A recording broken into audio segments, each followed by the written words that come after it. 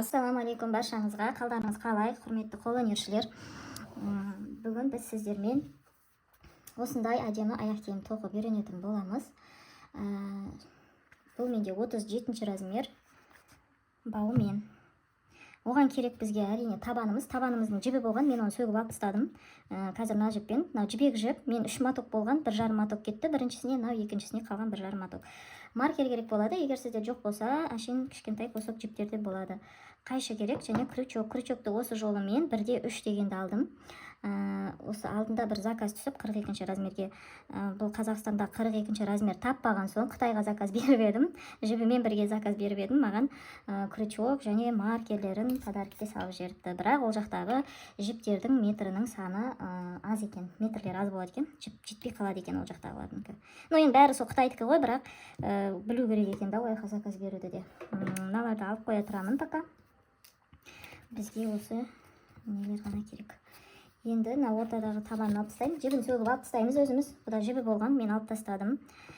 Және мына 1/3 жағынан өкше тұсынан бастаймын мен.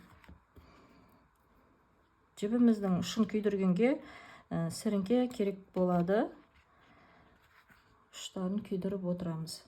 Мінекей тесікке кіргіздім. Жіпті тартып шығардым. Және бір воздушный петля іліп алдым. Келесі тесікке кіргіземде жіпті тартып шығарам. Екеуінен біреу шығарып алам. Тура сол тесікке қайта кіргізем екінші рет. Тартып шығарам, екеуінен біреу шығарам.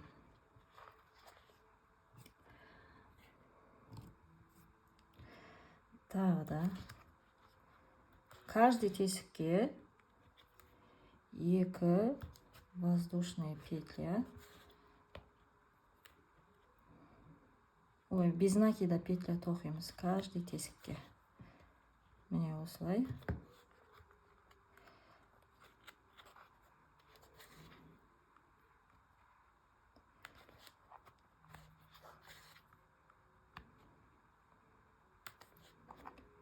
Осылай айналдыра тоқимыз енді өзіміз. Айналдыра тоқып келеміз.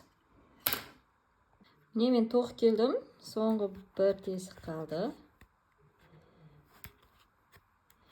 Алдыңғы қызыл аяқ киімдегі видеоларда мен асықпай түсіргем. Мына енді соңғы, мына жерде мен бірінші бастаған жерде бір рет қана тоқығанмын. Сол жерге екінші рет тоқим. Енді кәдімгі келесі петляға, сол бірінші қатарда тоққанға кіргіземде жіпті тартып алам.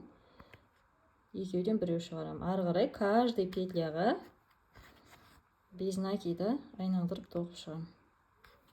Алдыңғы қызыл аяқ киімнің видеосында асықпай бәрін жаңадан бастап жатқандарға да түсінікті болсын деген ниетте бәрін асықпай түсірдім. Бұда енді барынша видео ұзақ болып кетпеу үшін тез көрсетуге тырысам. Осылай каждый петляға без накида тоқып айналдырып осы жерге тоқып келеміз. Мен тоқып келдім. Соңғы петлялар қалды.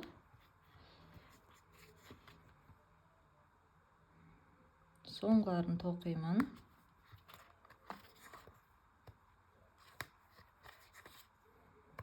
Және міне алдыңғы қатардағы бірінші петляға тоқимын да осы жерге маркерді қыстырып қоям.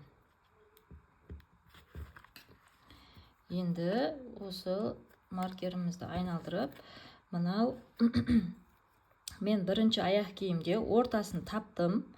Ортадағыдан келесіден бастап санайым. 1, 2, 3, 4, 5, 6. Осы жерден бастап тоқимын. Жіпті іліп алам.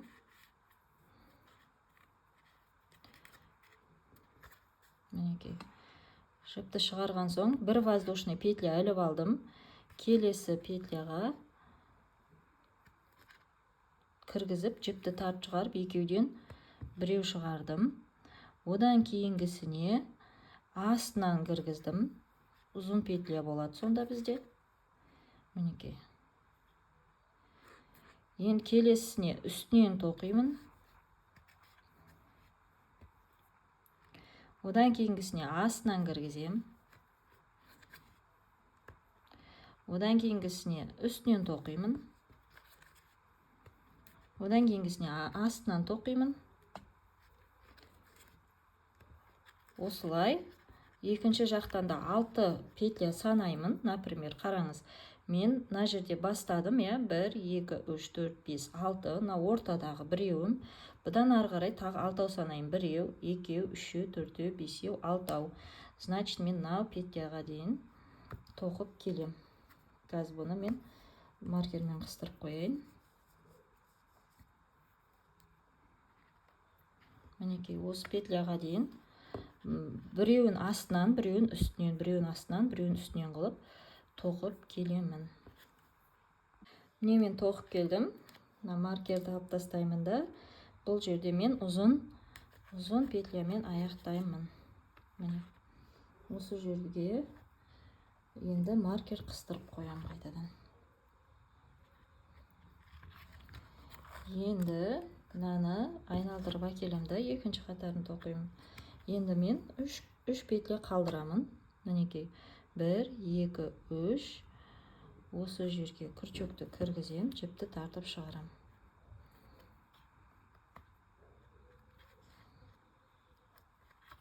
Жіпті тартып шығардым, бір воздушный петля іліп алам. 1. Қараңыздар, біз осы жерде 3 петля қалдырдық та, міне 2. Бізде 2 петля тоқылды, қараңыз. Мінекей, 1, 2. Енді біз ол 3 болу үшін мына жақтағы тоже біріншісіне біз күрчекті кіргізіп, жіпті тартып шығарып алып, воздушный петля жасадық. Келесісіне, екіншісіне тоқығанда ғана бізде мынандай 1 петля пайда болды, Сондықтан бізде 1 петлямыз қысқарып кетеді. Сол үшін мен енді алдыңғы қатардағы сол күрчекті кіргізіп, жіпті тартып шығарған жерге де 1 петля тоқимын. Чтобы менде екі жағы екі түрлі болып қалмауы үшін. Міне тоқыдым. Енді ары қарай мына жерде менде ұзын петля тұр, бұның үстінен тоқимын, қысқа петля тұр, бұның астынан тоқимын. Енді мен келесісін астынан тоқимын. Ендігісін үстінен тоқимын. Ендігісін астынан тоқимын. Ендігісін үстінен тоқимын. Ендігісін астынан тоқимын. Осылай енді кезектестіреміз. Ұзын тұрған жерде үстінен, қысқа петля тұрған жерден астынан тоқып шығамыз өзіміз. Маркерге дейін тоқып келеміз. Міне мен тоқып келдім. Енді мына соңғы петлямен де ұзын петля, оның үстінен тоқимын. Ой, мына жібім қалып қалды. Үстінен тоқимын. Енді мына маркердегі жіпке крючокты өткізіп алам.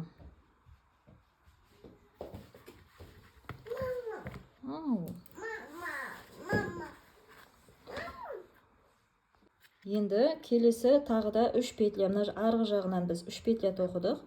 Осы жақтан да 3 петля, міне 3 петля болады. Үшеуін бәрінен бірақ шығарып алам. Біреу кетті, енді екіншісі. Енді үшіншісі. Осы жерге маркер қыстырып қоям. Немесе сіздерде кішкентай кусок жіп болса, соны қыстырып қойсаңыз болады. Дәл осылай тағы да 3 петля алға жүремін. Үшіншісінен жіпті тартып шығарам. Енді бір воздушный петля іліп алам. 2 петлясын тоқимын. Өз борттағы 2 петля. Және үшіншісін алдыңғы қатардағы осылай жіпті тартып шығарған жерге тағы бір тоқимын. Енді мына жақтан санаймын. Мынау үсті болады. Асты, үсті, асты. Мынағы ұзын петля жасайды екенбіз, значит мен. Енді үсті. Енді асты. Енді үстінен алам. Ары қарай уже узор бойынша көрініп тұр, қайсысының астынан, қайсысының үстінен алу керек екен. Қысқалардың астынан, ұзындарын үстінен алып тоқып, мына жақтан тағы 3 петля қосып, маркерімізді бекітіп, қайтадан осылай келіп, бізде мынау ұзын петляларымыз 10 болғанға дейін, например, 1, 2, 3, 4, 5, 10 қатар болғанға дейін осылай тоқып келеміз өзімізде, өз бетімізше. Міне мен 10 қатар тоқып келдім. Мінеке. 1, 2, 3, 4, 5, 6, 7, 8, 9, 10. Енді осы 10-шы қатарды ары қарай жалғастырып кетеміз. Мен мысал үшін үстінен тоқып аяқтадым. Ендігісін астынан тоқимын. Одан кейінгі крючоктағыны іліп аламын да. То есть маркердегіні. Маркерімді алып тастаймын. Енді келесі, кәдімгі борттағы келесі петляларға тоқимын. Міне үшеуден біреу. Мінеке, менікі ең соңғысы ұзын болды. Сіздерде егер қысқа болған болса, мына петляны ұзын қыласыздар да ары қарай жалғастырып кете бересіз. Менде қазір қысқа, ендігісі ұзын қылам. Одан кейінгісін үстінен қысқа қылам. Осылай айналдырып, бізде қазір көрсетемін. Міне менде мына аяқ киімде бірінші парда осындай ұзын петляларым 1, 2, 3, 4, 5 қатар болған. 1, 2, 3, 4, 5 қатар айналдырып енді тоқимыз. Алдын тұмсығын, өкше жағын бәрін айналдырып, тағы да 5 қатар осындай узор жасаймыз. Араның узорын біреуін ұзын, біреуін қысқа қылып, тағы 5 қатар айналдырып тоқимыз өзіміз. Ханымдар, міне мен тоқып келдім, 5 қатар мына жақтан. Мінекей, 1, 2, 3, 4, 5 қатар. Ал мына артында бізде болды енді 1, 2, 3, 4, 5, 6, 7, 8, 9, 10, 11, 12, 13, 14, 15 қатар болды. Енді осы жерден мен түйін жасаймын. Түйін жасағанда осы кольцоның ішінен жіпті өткіземін. Немесе табанда айналдырып өткізсеңіз де болады, бәрібір. Осылай түйін жасап қойдым. Енді менің тілімде айтқанда галочкаларды жасаймыз. Яғни бір жерден 2 рет тоқимыз снакидін. Петля снакидін тоқимыз. Мынаны осылай айналдырып әкелдім. Жібімді. Ортасын табамыз аяқ киімнің. Ортасынан мен енді бұны бірінші аяқ киімде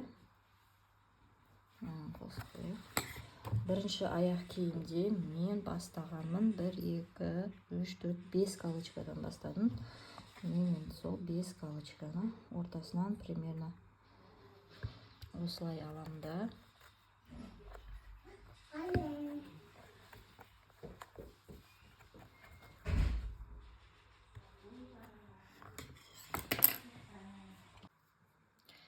Міне жібімді тартып шығардым. Мен бірдей қылып өлшеп аламыз енді. Енді осы жерден бір воздушный петля іліп алам. Осылай іліп алдым. Жіпті крючокқа ілемін. Келесі петляға крючокты кіргіземін. Және жіпті тартып шығарам. Міне, крючокты қатты былай созып жібермейміз, бос болып қалады. Осы крючок жүретіндей ғана қылып тартып шығарамын. Және алғашқы екеуден біреу, кейінгі екеуден біреу шығарам. Тағы да крючокты іліп алам. Осы жерге тура сол жаңағы петля снакидін тоқыған петляға қайтадан кіргізіп, жіпті тартып шығарам. 3 петля болды. Алғашқы екеуден біреу, кейінгі екеуден біреу. Алғашқы галочкамыз пайда болды міне. Мынау тұрған бір жерден 2 рет тоқылған галочкамыз тоқылған. Бір петля қалдырам, кейінгі петляға крючокты кіргізем, жіпті тартып шығарам. Алғашқы екеуден біреу, кейінгі екеуден біреу шығарам. Петлясын әкедім, тоқылды. Жіпті іліп алдым, тура сол жерге екінші рет кіргізіп, 3 жіп шығады. Алғашқы екеуден біреу, кейінгі екеуден біреу. Енді міне екінші галочкамыз да дайын болды. Үшіншісін тоқимын, бір петля қалдырам. Жіпті тартып шығарам. Екеуден біреу, екеуден біреу. Крючокқа жіпті іліп алам. Тура сол петляға қайтадан кіргізем. Жіпті тартып шығарам. Екеуден біреу, екеуден біреу. 3 галочкамыз дайын болды. Тағы да бір петляны қалдырам. Одан кейінгіге крючокты кіргізем. Жіпті тартып шығарам. Екеуден біреу, екеуден біреу шығарам. Қайтадан крючокқа жіпті ілем. Тура осы петляға қайтадан кіргізем. Жіпті тартып шығарам. Алғашқы екеуден біреу, кейінгі екеуден біреу. Тағы да крючокты ілемін. Бір петляны тастайым, кейінгі петляға крючокты кіргізіп, жіпті тартып шығарам. Екеуден біреу, екеуден біреу. Тағы жіпті іліп алам. Тура осы петляға кіргізем, крючокты, жіпті тартып шығарам. Алғашқы екеуден біреу, кейінгі екеуден біреу. Менде 5 галочкам дайын болды міне. Мынау алғашқы галочкам, 2, 3, 4, 5. Енді бір петляны тастаймын, келесі петляға кіргіземін де бекітем. Бекіткенде осылай екеу болады, екеуден біреу шығарамда, осы жерге маркерді қыстырып қоям. Міне алғашқы бірінші қатарымыз дайын, осылай жіппен тексеріп көреміз. Жаңағы тоқыған қатарымыз түзу ма, түзу емес пе екеніне, қисық болса қайтадан түзуліп тоқимыз.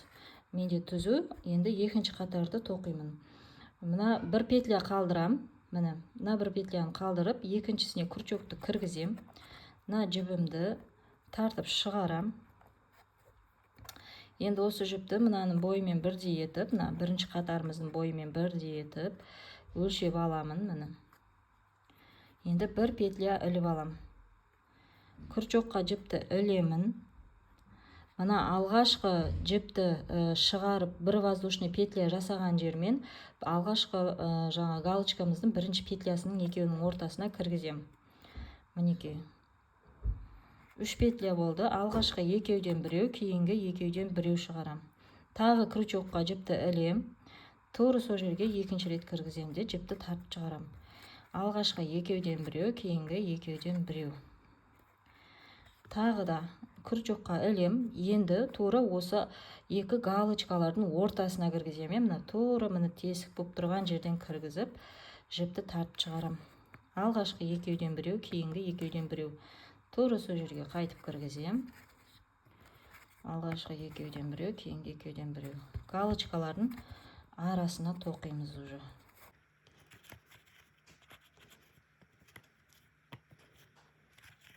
Мына астындағы жібімізді бірге қосып тоқимыз. Ол бізде созылып кетпеу үшін петляларымызды ұстап тұруға арналған жіп. Әйтпесе тоқылған неміз бізде созылып кетеді петлялар. Міне енді соңғысына келдім. Соңғысының мына бекіткен жермен соңғы галочканың ортасына кіргізем. Бір петля тоқыдым. Екінші рет кіргізіп жіпті тартып алам. Және мына крючоктағы жіпті де осыған, маркердегі жіпті крючокқа іліп алам. Мінекей, алып тастадым. Менде 4 жіп болды. Осы жерден алғашқы үшеуінен бір шығарам. Кейінгі екеуден бір шығарам. Бір петляны қалдырам. Содан кейінгі петляға без накида жіпті тартып шығарам. И екеуден біреу шығарам. Сразу тартып алып шығарсаңыз да болады. Мен басына немножко кеңдік керек. Үлкен кісіге тоқып атқаннан кейін аяқ киімім кеңдеу болу үшін без накидамен аяқтаймын. Былай қатарымызды тексеріп отырамыз. Менде түзу. Енді үшінші қатарды тоқып көрсетем, содан ары қарай өздеріңіз тоқитын боласыздар.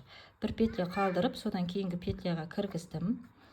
Мінекей, мынаның бойымен, екінші қатарымыздың бойымен бірдей етіп, мына жібімізді өлшеп алдым. Бір воздушный петля іліп алдым крючокқа, жіпті тартып шығарғаннан кейін. Және крючокқа жіпті іліп алдым да, алғашқы галочкамен воздушный петля жасаған жерге крючокты кіргіздім. Осы жерге екінші рет тоқимын. Енді ары қарай әр галочканың ортасына тоқимын. Мінекей. Екеу, міне бірінші қатарда бізде бесеуден бастадық. 1, 2, 3, 4, бесеуден бастадық. Одан кейінгі қатарда 1, 2, 3, 4, 5, 6 болды. Ендігісінде 7 болады. Одан кейінгі қатарда 8 болады. Солай бір-бір галочкаға бізге көбейіп отырады. Мінекей. Үшінші галочка. Үшінші қатардың үшінші галочкасы және үшінші қатардың төртінші галочкасын тоқып жатырмын.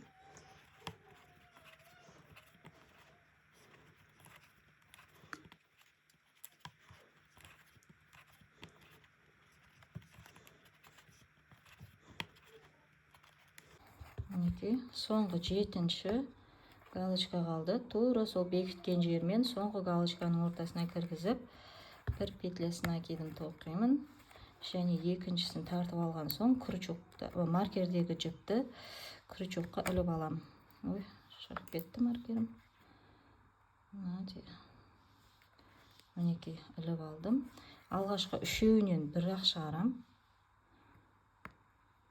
Енді қалған екеуден біреу шығарам да. Бір петля тастап, кейінгісіне бекітем. Бекіткенде без накидамен бекітсеңіз де болады, немесе осылай сразу бәрінен тартып шығарып бекітсеңіз де болады. Осылай маркерімізді қыстырып қоям. Осылай менде бірінші аяқ киімімде, бірінші парында 11 қатар тоқыдым. Мінекей, 1, 2, 3, 4, 5. Так, 1, 2, 3, 4, 5, 6, 7, 8, 9, 10, 11. Осылай 11 қатар тоқып келеміз. Мен 11 қатар тоқып келдім. Мінекей. 1, 2, 3, 4, 5, 6, 7, 8, 9, 10, 11 қатар тоқыдым. Енді осы қатарды аяқтаймыз да. Соңғы жаңағы галочкамен борттың арасына соңғы галочканы жасайым. Содан кейін біз уже аяқ киіміміздің алдындағы тілшігін тоқитын боламыз.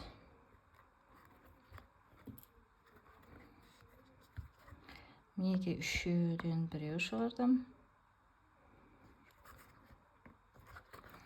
Енді бір петляны қалдырып, келесі петляға мен сразу бәрінен шығарып бекітемін. Және енді мына аяқ киіміміздің ішіндегі мына тілшігін тоқимыз. Енді мына келесі петляға келемін, крючокты кіргіземін. Жіпті тартып шығарам. Жаңағы петляға біз бекіттік, келесі петляға біз келесі қатардың тоқитын петлясын тоқимыз. Енді бір воздушный петля іліп аламын да, каждый петляға, мына жердегі бірінші петлядан бастап, көрініп тұрма сіздерге? Соңғы галочкамыздың үстіндегі тұрған петлясына тоқып бастайын без накидамен. Тек қана без накидамен тоқимын. Міне, келесі петляға тоқимын. Сіздерге қалай көрсеткен ыңғайлы болатынын білмей тұрмын. Келесі петляға тоқимын. Каждый петляға уже без накидамен былай қарай қайтамыз.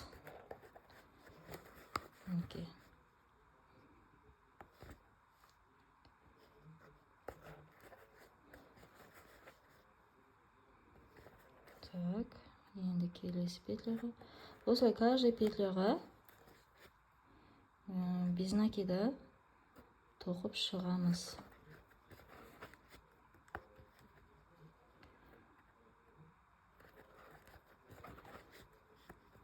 Осылай мына жаққа дейін келеміз өзіміз. Міне мен соңына дейін тоқып келдім. Соңғы петлялар.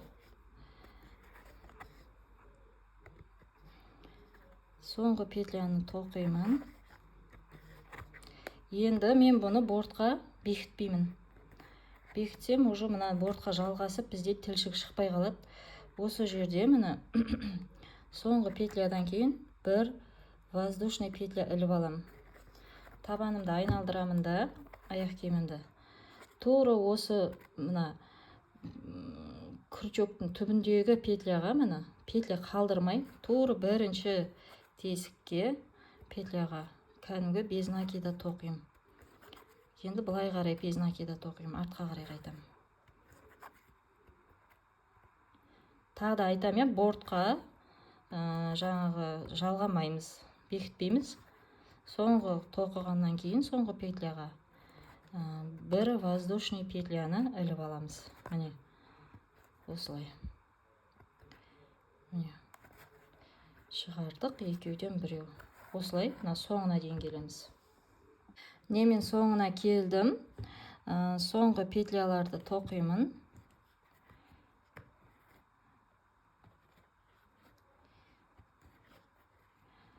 Міне тоқыдым. Енді бортқа бекітпеймін. Бір воздушный петля іліп алам. Табанымды айналдырам. Тура осының түбіндегі петляға бірінші петлямды тоқимын. Ары қарай тоже без накидамен қайтадан екінші басқа келемін. Осылай түбіндегі петляны қалдырмай ары бері тоқимыз. Егер ол петляны қалдырып тоқып кетсеңіз, сізде қысқарып қалады ана жері. Енді соңына дейін келеміз өзіміз. Не аяғына келдім мен. Бұл уже үшінші қатарымыз. Соңғы петляларды тоқимын. Ең біріншісіне кіру үнемі қиын болады. Ортаңғы саусағымның терісі уже. Мінекей екеуін соңғы петляны тоқыдым. Бір воздушный петля іліп алам. Аяқ киімді айналдырамын да. Тура осы петляның түбіндегі бірінші тесікке петляға ары қарай без накида петля тоқып қайтадан екінші басына келемін. Осылай 15 қатар тоқимыз. 15 қатар қалай бір барып қайтқанымыз бір қатарға есептеледі. Солай 15 қатар тоқимыз. Содан ары қарай ұшының үш бұрышын шығарамыз. Мынаны қараңыздар енді. Менде осындай узор болды, міне.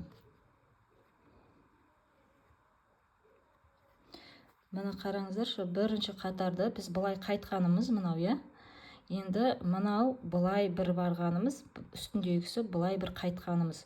Осы бір қатар болады. Мынаны есептемегенде, мынау сопақ болып тұрған узордың өзі екі қатар.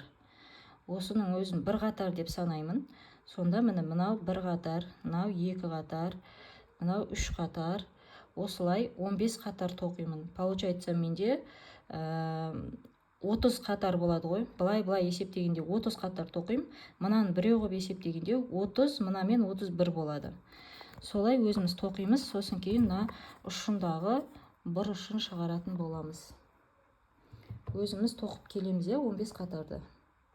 Мен 15 қатар тоқып келдім. 15 қатар болғанда былай санайын, мен қазір шешіп бәрін шешкім деп тұрған жоқ. Мына жағынан шығарып алайын да санаймыз. Менде мына бірінші қатар былай жүрген қатарым болған екен. Мен мына жақтан бастап кеттім. Мына екінші парда, сол жер кішкене не болып тұр.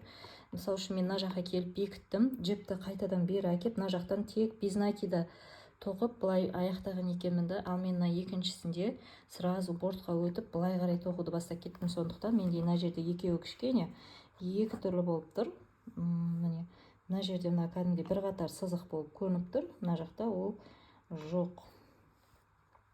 Сондықтан мен ұзындарды санағанда 15, қараңыз, 1, 2, 3, 4, 5, 6, 7, 8, 9, 10, 11, 12, 13, 14, 15. 15 қатар. Мына жақта да ұзын 15 қатар тоқыдым. Мінеки 1, 2, 3, 4, 5, 6, 7, 8, 9, 10, 11, 12, 13, 14, 15. Және бір қатар былайынан жүріп шықтым. Өйткені екеуінің ұзындығы екі түрлі болып қалады да. Мына узор енді былай қатты біліне қоймайды, но ұзындығы көрініп қалады. Сондықтан бір қатар былай жүрдім. Енді біз мына бұрышын жасайтын боламыз. Енді сіздерге осындай резкий дейді ғой, енді қатты былай үшбұрыш болғаны керек болса, қазір көрсетемін сіздерге. Тура мен сияқты видеодағыдай жасайсыз, қараңыз. Мен тоқып келдім. Мына соңғы петляны тоқыдым, например. Енді бір воздушный петля іліп алам, табанымды айналдырам. Және мына жердегі бірінші петляны енді осы жерде қалдырып кетемін. Содан кейінгі петляға тоқимын. Кәдімгі без накида. Ары қарай осылай тоқимын. Без накида. Просто бірінші петлясын қалдырып кетеміз, өйткені бізге бұлай ішке қарай қиғаштап қысқартылуы керек те. Сондықтан осылай бірінші петляны қалдырып кеттім. Енді осылай мына соңына дейін тоқып келеміз. Міне соңына дейін тоқып келдім. Менде соңғы петлялар, например,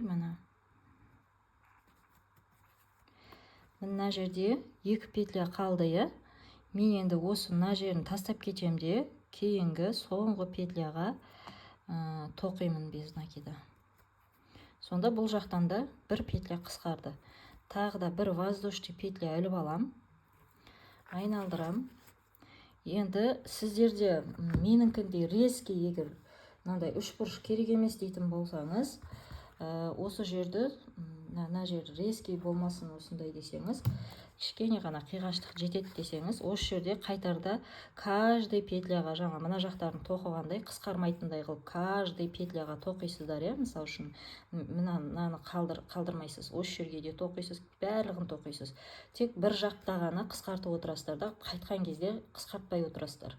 Ал мен барарда да қайтарда қысқарттым. Сондықтан қайтқан кезде мен мына бірінші петляны тағы да қалдырып кетем. Содан кейінгі петляға тоқим. Осылай каждый петляға тоқып, соңында да тағы да бір рет қысқарам. Сонда менде екі қатарда 4 петля қысқарады. Осылай соңғы 2-3 петля қалғанға дейін қысқартам. Тоқимыз. Неке мен тоқып келдім соңғы петляларына, міне бір петляны қалдырам. Содан кейінгі соңғы петляға тоқимын без накида. Тағы бір воздушный петля іліп аламда, мына жаққа қарай тағы да қысқартып тоқимын. Мынаны қалдырып кетемін, тоқмаймын. Кейінгі петляға тоқимын. Осылай 5 қатар, барып келуімен есептегенде 5 қатар, ал былайынша баруды да қайтуды да есептегенде 10 қатар тағы да тоқимыз өзіміз, қысқартып басынан петляны қалдырып кетіп отырамыз екі жақтан. Міне мен алдындағы тілшігін тоқып болдым, осылай болып шықты. Жібін үзіп, воздушный петля жасадым да, содан жіпті шығардым да, тартып жібін үзіп алып тастадым. Енді бұның ұштарын күйдіреміз, және ендігісін бізде аяқ киімнің екі жанындағы бал өткізетін жерлерін тоқу керекпіз. Бұл жерде де көріп тұрғаныңыздай өңшең жаңағы без накида тоқылады. Тек қана сіздерге қалай алуын көрсетейін. Мен мына жерде мына жақтан, осы жақтан бастаймын. Сол келесіде мына жақта, мына жағынан былай қарай тоқимын. Чтобы мендегі жаңағы тоқылған жібімнің жаңағы узоры екі түрлі болып қалмау үшін, мына жердегідей, например, мына бір сызықты мен бірінші былай қарай тоқығам, ал мына жақта мен былай қарай келдім. Сондықтан кішкене екі түрлі болып тұр. Ал мына жақта сондай болмау үшін бірінші былай тоқыдым мен, қараңыз мына жақта. Ал мына жақтан оң болу үшін мына басынан былай қарай тоқимын. Ол үшін мына жердегі петля санын санап алу керекпіз. Мен мына біріншісінде 34 петля алдым. Мына жердегі петляның бәрі 34. Енді мына жақта да сол 34-ті алам. Негізі екі аяқ киім бірдей тұп-тура болу үшін мен кеңес берер едім екеуін бірге тоқып отыруды. Мен сіздерге қандай аяқ киімді тоқу керек екенін көрсету үшін осылай бірінші парын тоқып алдым. Міне біздегі мынау галочкаларымыз, соңғы қатардағы, мынау соңғы 11-ші қатар, мынау 10-ші қатар. Осыдан екеуін санаймын, 1 2. Осыдан осылардың арасындағы бір петля қалдырып тоқығанымыз бар ғой. Соған жіпті кіргізем, сол петляға бір петля қалдырып тоқыған петляға күрчөкті кіргізіп, мына жібімізді осы жақтан іліп шығарам. Және мына қалған ұшын не істеймін?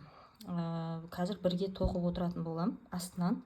Және енді осы петляның үстінен, үсті жағынан, яғни қайта кіргіземін де мына жіпті тартып бір воздушный петля жасаймын мына жерге.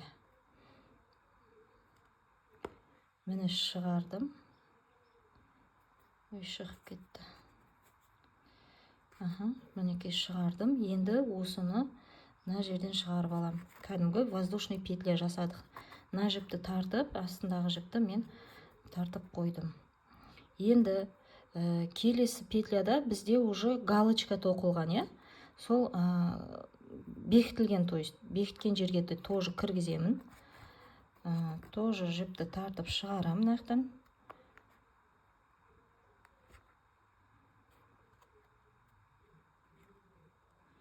И осының үсті видеом үзіліп кетті, звондап қалып. Осы жерге қайтадан кіргізем күрчөкті, жіпті тартып алам. Жіпті тартып шығарам. Міне алғашқы петлямыз. Енді кәдімгі сол бір петля тастаған жеріміз тұр. Соған кіргізем. Петляның астынан кіргіздім. Және жіпті тартып шығардым. Енді сол петляның үстінен қайта кіргіземін де, астыдағы жіпті, рабочий жіпті тартып шығарып, тағы бір петля жасаймын. Міне екінші петлямыз дайын болды. Енді осы жердегі бекіткен, бірінші қатардағын бекіткен петляны тартып шығарамда, соның жанынан, үстінен, борттың үстінен қайтадан кіргізіп, жіпті тартып шығарып, мына жерден тағы бір петля жасаймын. Енді мына тұрған арасындағы қалған петляға кіргізем астынан. Енді соның үстінен қайта кіргізіп, мына ішіндегі рабочий жіпті тартып шығарамда, осы екеуінен бір-ақ шығарып алам. Енді тағы да солай мына бекіткен жер тұр.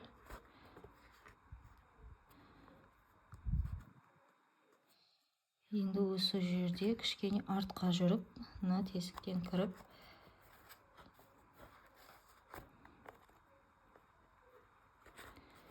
енді былай қарай шығарамыз. Енді мына петляға келем. Осылай алдынан шығардым. Енді каждый борттағы петляға біреуден тоқимын.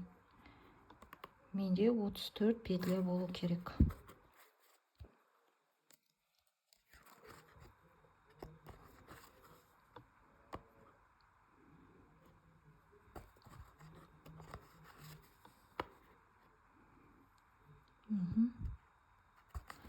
Осылай бірінші енді мен қарап алам. Бірінші пардағы аяқ киімдегі мен бірдей жерде болды ма?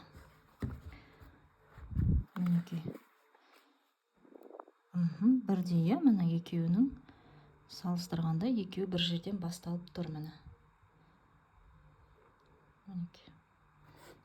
сіздерге анық көрсете алмадым. Маған көрініп тұр бірдей болғаны. Енді санаймыз 34 петляны, иә? Міне 1, 2, 3, 4, 5, 6, 7, 8, 9, 10. Тағы 24 петля былай тоқып келеміз на жаққа дейін. Міне мен 34 петля тоқыдым. На бастан былай қарай. Менде өткен бірінші аяқ киімде солай болды. Сіздер бұны өкшеден 4 елі қалғанға дейін тоқисыздар, иә? Егер сізде басқа размер болса. Енді бір воздушный петля іліп алам. Аяқ киімді айналдырам. Енді кәдімгі мынау тілшігін тоқығандағыдай каждый петляға мына жерді қысқартпаймыз. Егер сіздер мына жер туры мынандай бұрыш болмай, мына жері тоғалдау болғанын қаласаңыз, мынау кішкене былай жатып барғанын қаласаңыз, онда қысқартсаңыз болады мына жақтан. Мына біріншісіне тоқымай, екіншісіне тоқып кетесіз. Сол кезде ол кішкене былай қиғаштау болып барады. Ал мен біріншісін тіке тоқыдым, екіншісі де солай болу керек. Енді міне каждый петляға мен тоқимын артқа қарай. Без накида кәдімгі сол тілшігін тоқығандағыдай без накида тоқимын.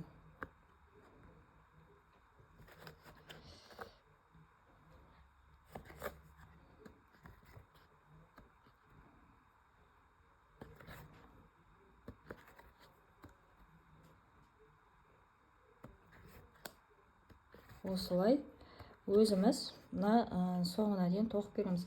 Жалпы сіздер уже тілшікті тоқыдыңыздар, уже бұны барып қайтып тоқуды білесіздер, иә? Менде мына жерде мысал үшін мынау қазіргі бірінші қатарым, менің былай тоқып келген бірінші қатарым. Одан кейін мынандай ұзын узорлы петлядан міне 1, 2, 3, 4 қатар тоқисыздар өздеріңіз. Содан кейін тағы көрсетем ары қарай. Барып қайтып сондай ұзын петлядан 4 қатар болу керек. Бұл енді әрине барып қайтып 4 қатар, но 2 қатар ғой, бұл жерде сонда 8-9 қатар тоқисыздар. Міне мен 4 қатар тоқып келдім. Ұзын петляларымнан 4 қатар міне. 1, 2, 3, 4 қатар болды. Енді бір воздушный петля ілемін. Айналдырам. Енді осы жерде туры түбінен дәл солай 3 петля тоқимын. Біз бау өткізетін тесіктерді жасаймыз енді. 1,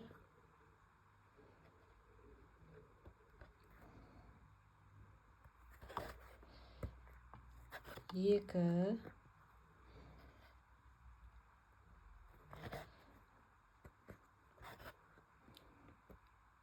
3. Енді 2 воздушный петля іліп аламыз жай ғана. 1, 2. Енді мына борттан 2 петля қалдырамыз. 1, 2-ін тастап, үшіншісіне күрчекті кіргізем. Осы жерге без накида тоқимын. Тартып шығардым. 2-ден 1. Бұл бірінші тоқыдым бірінші петляға. Екінші петля.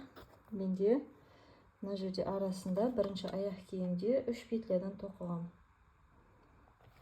2, үшінші. Бұл ара қашықтықты енді өздеріңіздің қалауларыңыз бойынша өзгертсеңіз де болады. 5 петля тастап тоқсаңыз да болады, 4 петля тастап тоқсаңыз да болады. Енді 2 воздушный петля, 1, 2. 1, 2 петляны қалдырам. Үшіншісіне без накида тоқимын. Осылай аяғына дейін тоқимын. 2, 3.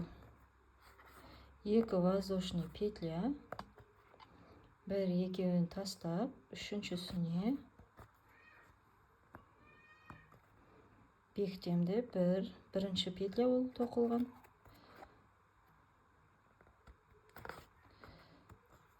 Екінші петля.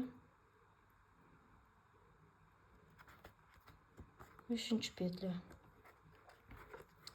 1, 2 воздушный петля іліп алам тағы да. бір екеуін тастайым, үшіншісіне бір, екі,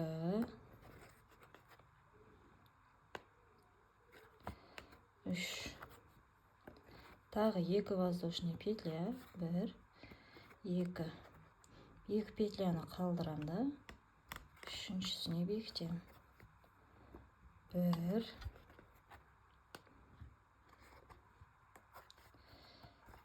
екі, үш, екі воздушный петля, екі петляны қалдырам, ары қарай аяғына дейін тоқиым, қанша петля қалса да. Біреу, екеу, үшеу, төртеу қалды менде. Енді бір воздушный петля айналдырамын, ары қарай без накида тоқиым. Тура түбіндегі петляға тоқиым біреу.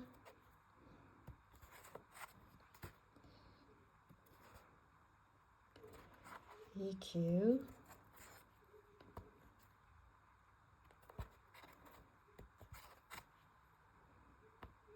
үшеу,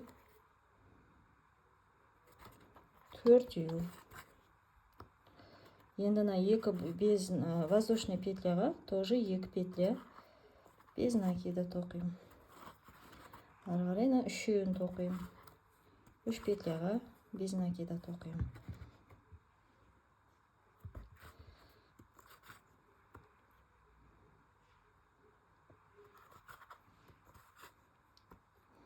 Енді екі воздушный петляға кәдімгі екі без накида тоқиым.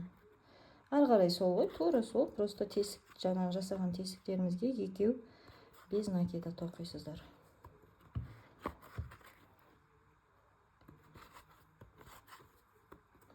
Мына жерге екеу. Одан кейінгі тоқылған үшеуге үшеу. Үш петляға үш петля без накида тоқимыз.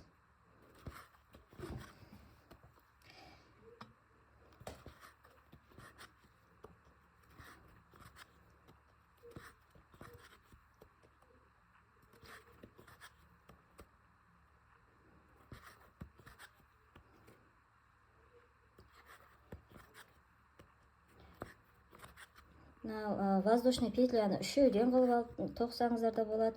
Мен енді просто бұл тоқылған зат все-таки ертең күнде түседі, иә. Кішкене созылатын болған екен, ол тем более бауды қайта-қайта тартып байлайтын болғаннан кейін мен кішкентай қылдым, екі петлядан ғана. Өйткені тағы созылады бұл кесік барысында. Соңғы үш петля.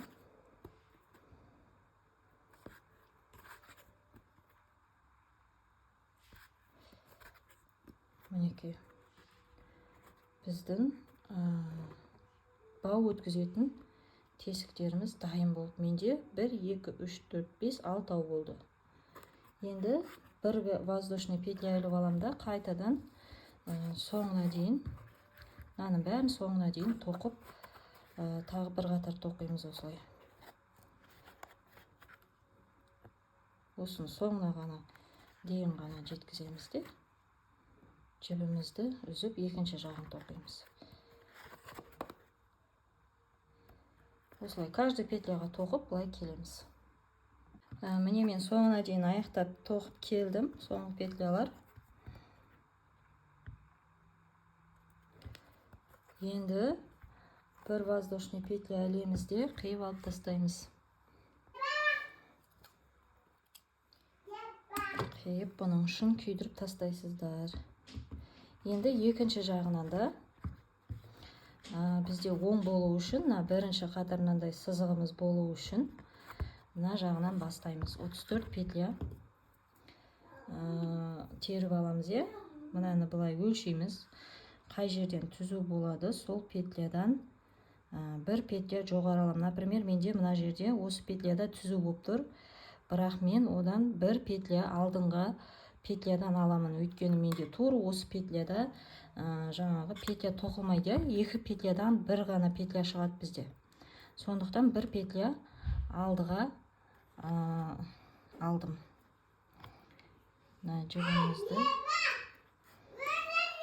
бір воздушный петля, міне екінші петляға ілемін, кіргізем, жіпті тартып шығарам, содан екеуінен біреу шығарам. Міне көрдіңіз бе, екі петлядан бізде бір ғана петля шықты, сондықтан бір петля алдыңға алдым. Енді осының 34 петля, мына екі, мына жақты бастағанда екі галочкасынан бастадық қой, бір екеуін тастап, мына жақтан бастадық. Осы жаққа дейін тоқып келеміз. 34 петля болу керек бізде. Мен 27 петля тоқып келдім. Сіздерде өздеріңіздің размерлеріңізге қарай қанша петля шықты, соны тоқисыздар. Менде 34 петля болған, сол 34 петляны тоқимын, шығып кетті. Мінекей. 27, 28, 29, 30. Одан кейін мынау бортта галочкалардың арасынан қалдырған бірінші бір петлямыз. Одан кейін мына жерге бекіткен жеріміз. Былай жанынан шығарып алып тоқып кетеміз. Мына бортта арасында қалдырған петлямыз.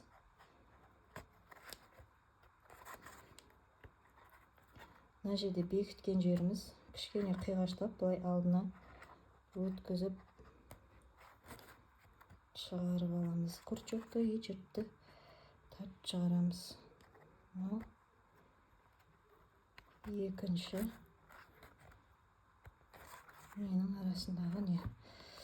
Галочкалардың арасындағы. Так, енді санаймын. 1, 2, 1, 2, 3, 4, 5, 6, 7, 8, 9, 10, 11, 12, 13, 14, 15, 16, 17, 18, 19, 20, 21, 22, 23, 24, 25, 26, 27, 28, 29, 30, 31, 32, 33, 34.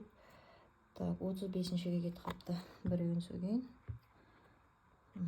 Міне енді осы 34 петляны кәдімгі обычный артқа қарай қайтамыз. Бір воздушный петля іліп аламыз да, артқа қарай қайтамыз. Осылай артқа қарай барып қайтып, былай жаңағы мына жақта жасаған 4 ұзын петлямызды жасаймыз. Мына ұзын петлялардың 1, 2, 3, 4-еуін жасаймыз. Өзіміз тоқып келеміз, қыздар. Міне, ханымдар, қыздар, мен 4 қатар тоқып келдім. Былай санағанда 8 қатар, мынаны қосқанда 9 қатар. Ал былай ұзын петлялармен санасам 1, 2, 3, 4, на біреумен 4,5 почти қатар. Нақты айтқан кезде. Енді аяқтадым, енді бір воздушный петля іліп алам. Айналдырамын. Бізде енді мынандай тесіктерімізді жасаймыз. Енді санаймыз, мына жақта менде соңында 1, 2, 3, 4 петля қалған болатын. Сол 4 петляны тоқығам. Сіздерде қанша петля, соны тоқисыздар. Осылай, тура сол осы жағымызды жасағандай 4 тесіктерінде солай жасаймыз, бау өткізетін. 2,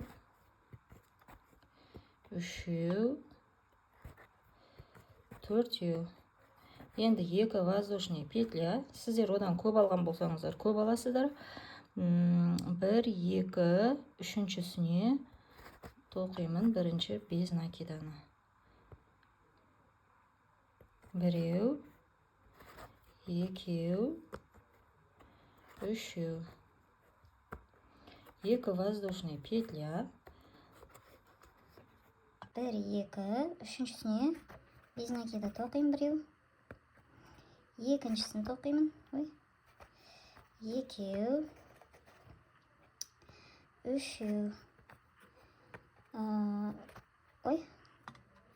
2 без накида тоқимын. 1, 2. 1, 2-ін тастаймын. Дәл сол жаңағы бірінші жағын жасағандай, бұл жақта да солай жасаймыз. 2, 3.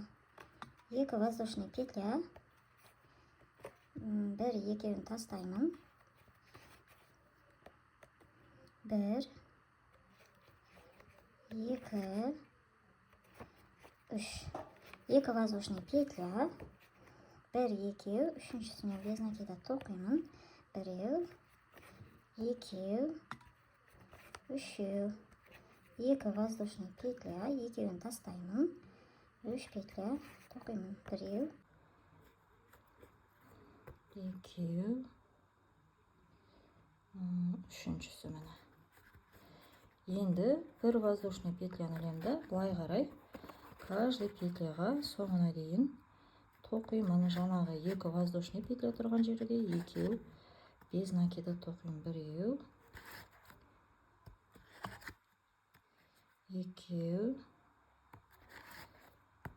үшеу. Екі воздушный петляға екі без накида тоқимын. Екеу, енді үшеу. Біреу, екеу, үшеу. Мына жерге екі. Ой. Екі без накида тоқимын. Осылай енді ары қарай соңына дейін тоқып жібімізді үземіз. Міне мен соңына дейін тоқып келдім. Бір воздушный петляны ілемізді. Қайшымен кесіп тастаймын. Петляны шығарамын. Осылай бұл түйіліп қалады. Енді екі жанымыз дайын, тілшігіміз дайын. Ішіне табанын сала берсек болады. Оны алдынан уже сала беруге болады. Енді мына өкше жаққа тағы біз қатар қосуымыз керек. Міне дайын. Өкшесімен бауын тоқсақ, почти аяқ киіміміз дайын. Өкшедегі арт жағынан примерно осыншалықты аралықты аламын да. Жіпті тартып шығарам. Кәдімгі без накидамен тоқимыз. Мінекей. Біреу, екеу. Осылай екінші жағына дейін тоқып келеміз. Кәдімгі без накида. Міне мен тоқып келдім. Енді осы жерде маркер керек болады. Или кусок жібіміз қыстырып қоям. Түзулігін қараймын. Менде бұл 15 петля болды. Түзу міне. Енді мына жіпті алып келемді, былай қарай. Жаңағы екі петля алдыға қарай жүрем. Мінекей. Мына жерде мен бірінші бастадым. Мына бір, екі, үшіншіге кіргізем. Жіпті тартып шығарам. Бір, екі. То есть біріншімізді біз воздушный петля шығардық. Және мына өкшені тоқығандағыдай мына жердегі бірінші петля шығарып алған жерге тоқимын. Алғашқы екі қатарды осылай тоқимын. Енді ары қарай каждый петляға без накида тоқып келемін. Мына жаққа дейін келеміз. Мен тоқып келдім. Мына жердегі енді мына бір петляға тоқымаймын. Ой, тоқимын соңғы бір петляға. Қазір. Мынаны жақсылап ашып қарасаңыздар, мына жерде қалай көрсетем екен, көрініп тұр ма сіздерге? Мына жердегі бір петляны қалдырам. Міне, мына жерге мен тоқыдым. Мынаған тоқымайын да, крючоктағыны, маркердегіні крючокқа іліп алам.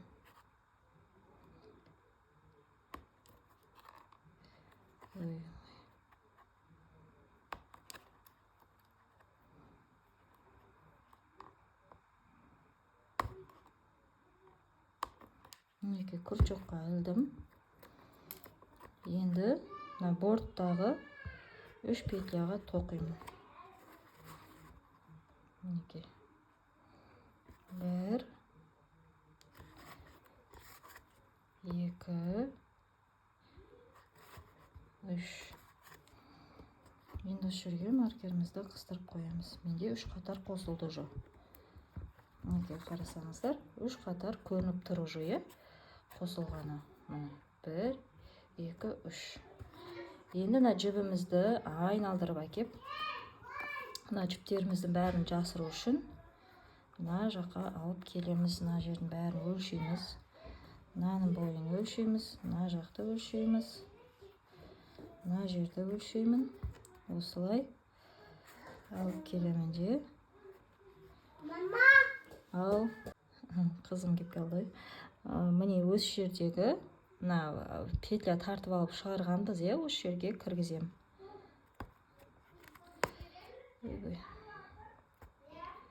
Кіргізем.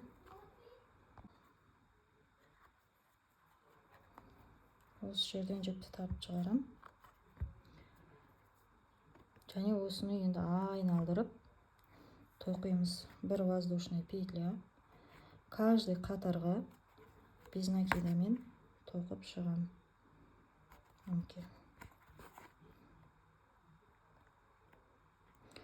Осылай каждый қатарға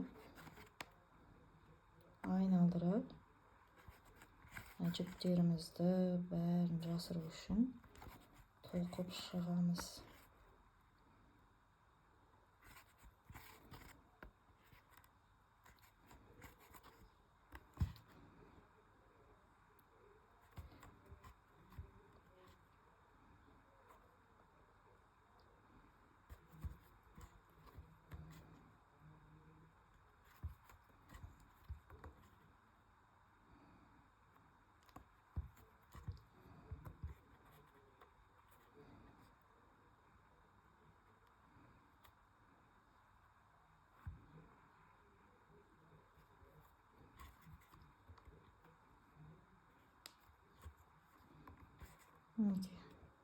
Мына бұрышта мен 2 рет тоқимын. 1 рет тоқыдым, енді 2-ші рет тағы тоқимын. Енді бұлай каждыйына 1 рет тоқимын. Осылай бұрышымыз шығады біздің.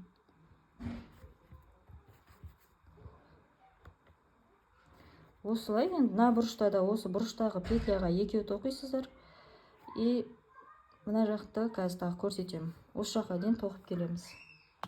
Міне тоқып келдім мен соңына дейін. Мына жібіміз қысқарып қалады, соны тартып отырып жеткізіп отырамыз. Соңғы петляға тоқимын. Және ары қарай жалғастырып, мына борттағы тұрған 1-ші петляға тоқимын.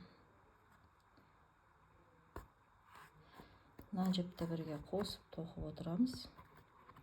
Осылай ары қарай тоқып, мына жақта да түсіндіңіздер деп ойлаймын. Тоқып келесіздерде соңғы петляға тоқисыздар, сосын кейін мына 1-ші петляға тоқып, мына жақта 2 рет тоқисыздар.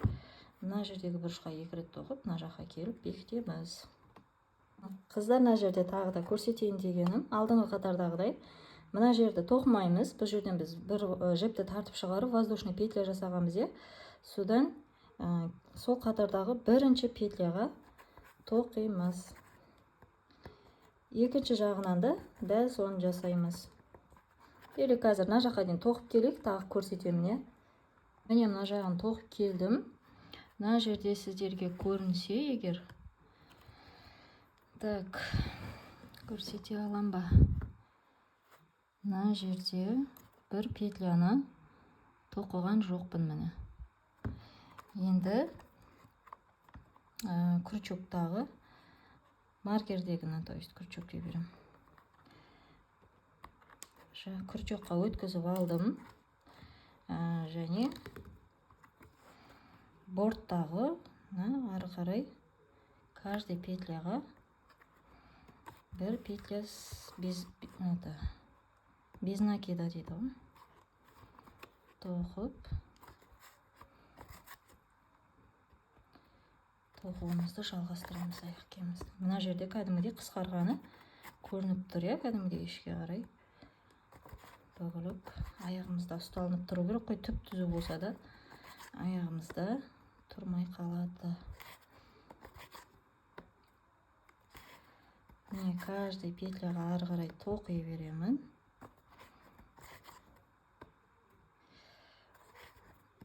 Бұдан тағы бір қатар тоқиым десеңіздер де болады. Міне мына жерде тоқып келдім.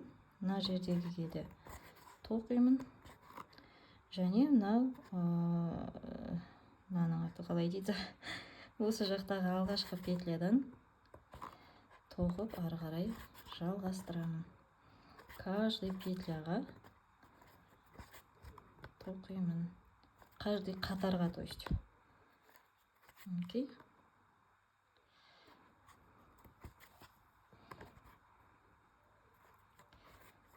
Мына жерге, мына жерге, мына жерге. Енді мына үстіндегі алғашқы петляға бір жерден 2 рет тоқимын. Мына көрініп тұр ғой, иә? Осы жерге біреуі мына жақ жаны үшін, ендігісі осы үстіне қарай кететін петля үшін. Осылай мына жаққа дейін тоқып келеміз. Міне соңына келіп қалдым. Екі қатарын тоқимын. Біреу, екеу. Тур тоқып жатқан жаққа штативті қойып бұнда. Құлап кете ма деп қорқу, тоқып отырмын. Сосын мына тұрған любой осы қатардағыдан кейінгі любой бір петляға жалғаймыз. Окей. Енді бір воздушный петляны ілеміз де кесіп ұшын күйдіресіздер обязательно, иә? Содан мына жаққа ішіне қарай ары бері жүргізіп жасырып тастайсыздар, иә? Оны өз беттеріңізше істей бересіздер. Ендігі менің көрсететінім мына тілшікті де біз осылай, дәл осылай айналдырып әдемелеп тоқуымыз керек. Мінекей мына жердегі бірінші тұрған петлясына кіргізем, жіпті тартып шығарам.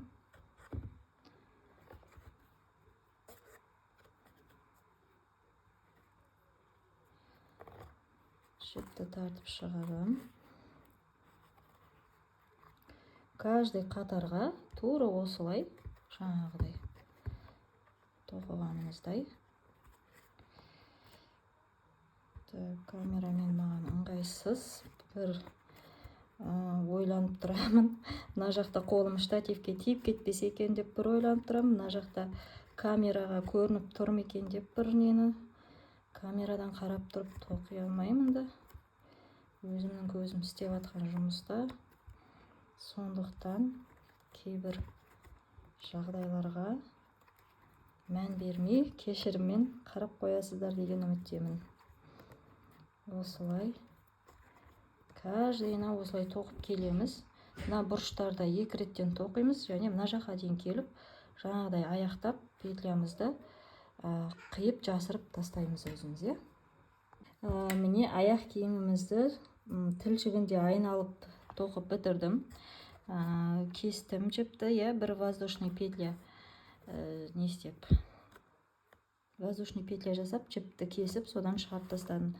Және енді бұна жібімізді осылай жасырып тастаймыз. Енді сіздер дайын, бізде бау ғана қалды. Дайын бау тоқимын десе, сатып алып, сол дайын бауды өткізіп қоям десеңіз де болады. Ал тоқимын десеңіз, қазір біз уже бауын тоқитын боламыз. Енді мен өзім бауды егер жібім қалып атса, тоқығанды жөн көремін, өйткені қалған жіппен бәрібір ешнәрсе тоқи алмаймын баудан басқа. Сондықтан бауды тоқимыз осылай. Мен уже ұштарын күйдіріп алдым, мына жіптің күйдіріп қойдым.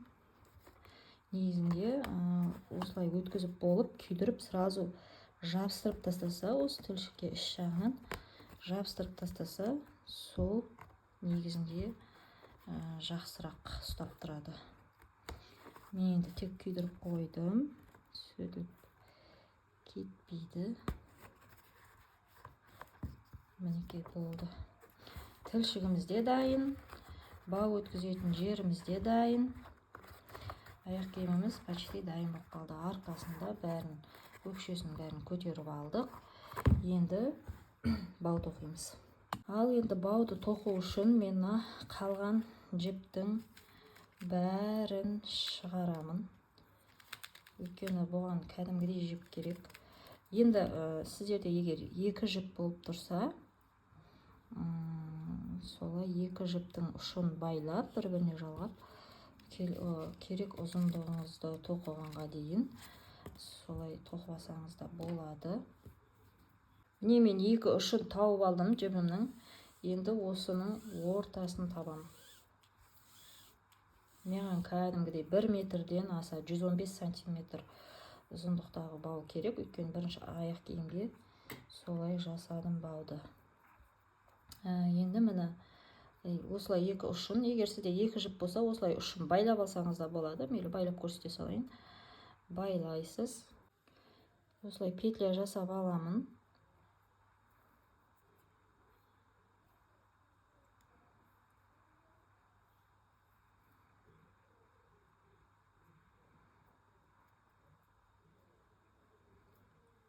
Петля жасап алдық. Жіпті екеуін ұстадым. Енді мына астындағы петляны крючокқа іліп алам. Енді осы екеуінен үстіндегі жіпті өткізем. Астындағы жіпті іліп алам. Үстіндегі жіпті екеуінен де тартып шығарам. Астындағы жіпті іліп алам. Мына үстіндегі жібім үстінде тұрады мынаның. Енді осыны тартып екі жіптен шығарам. Осылай шнур тоқимыз. Маған алдыңғы аяқ киімге 1 метр 15 сантиметр тоқыдым. Соның бәрін тоқып дайындаймын. Міне астынан іліп алдым. Екеуінен үстіндегі жіпті шығарып алам. Осылай. Камерадан шығып кеттім ба? Астынан іліп алам. Үстінен шығарып алам.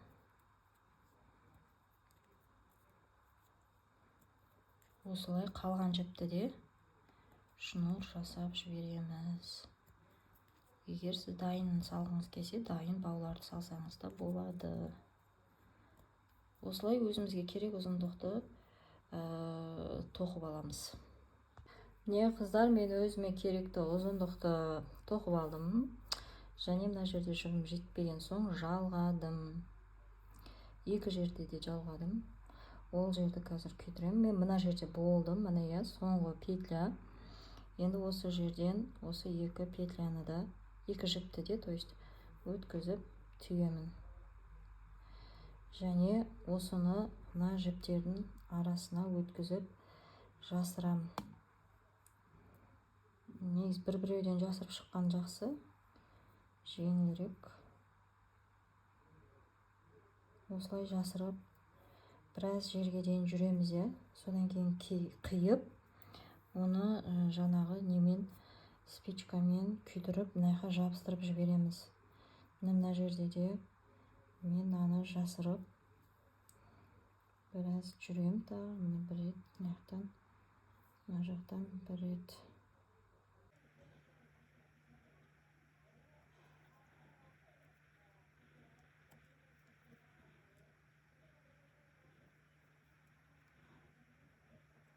Осылай екінші ұшында жасаймыз қыздар өзіңіз. Екі күйдіреміз де, тура осы жерге, мысалы үшін күйдірдім де, осы жерге жабыстырып тастайын болды.